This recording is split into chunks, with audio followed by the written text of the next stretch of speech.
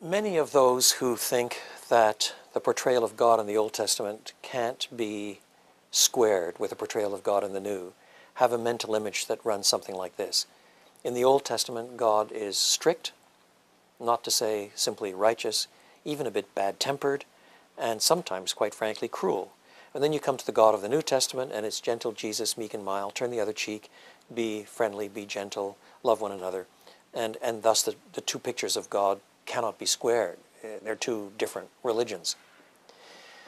But I would want to argue that this is a very short-sighted, even distorted reading of both the Old Testament and the New.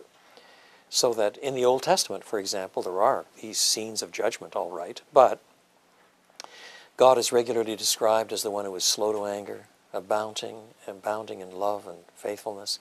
He will not always chide. As a father pities his children, so the Lord pities those who fear him.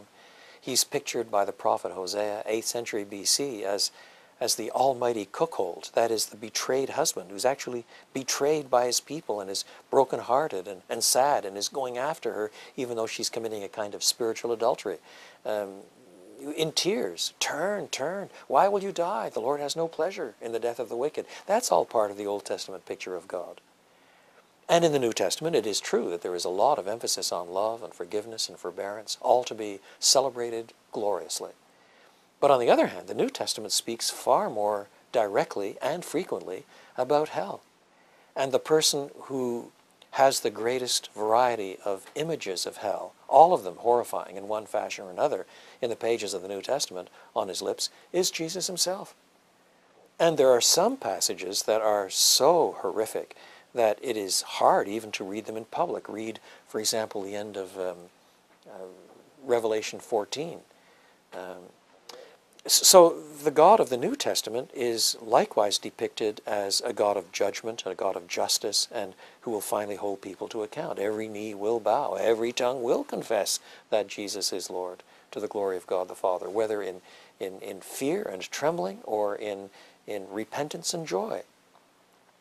So instead of saying that when you move from the Old Testament to the New, you move from an angry God to a loving God, I think it's far, far closer to the truth to say that as you move from the Old Testament to the New, the picture of God as a loving God is ratcheted up. So that sometimes God is portrayed as a God of wrath and judgment in the Old Testament, but quite frankly, the picture of God as a God of righteousness and wrath is ratcheted up to hell itself. But the picture of God as a loving God, yes, they're wonderful images, but it's ratcheted up to Christ himself. And both of these themes barrel through both Testaments and only find their resolution again in the cross itself. So I suspect that the reason why some people think that the pictures of judgment in the Old Testament are much more severe than the pictures of judgment in the New is because, quite frankly, they're such naturalists that they're far more frightened of natural suffering, disaster, disease, famine, war, plague. They're much more frightened of that sort of thing than they are of hell itself. But when you take the Bible in its own terms, there is a ratcheting up of both the pictures of God's love and the pictures of God's judgment as you move from the Old Testament to the New. And no softening of either, an intensifying of both, until finally they are resolved, once again, in the cross. If you want to see what judgment looks like, go to the cross. If you want to see what love looks like, go to the cross.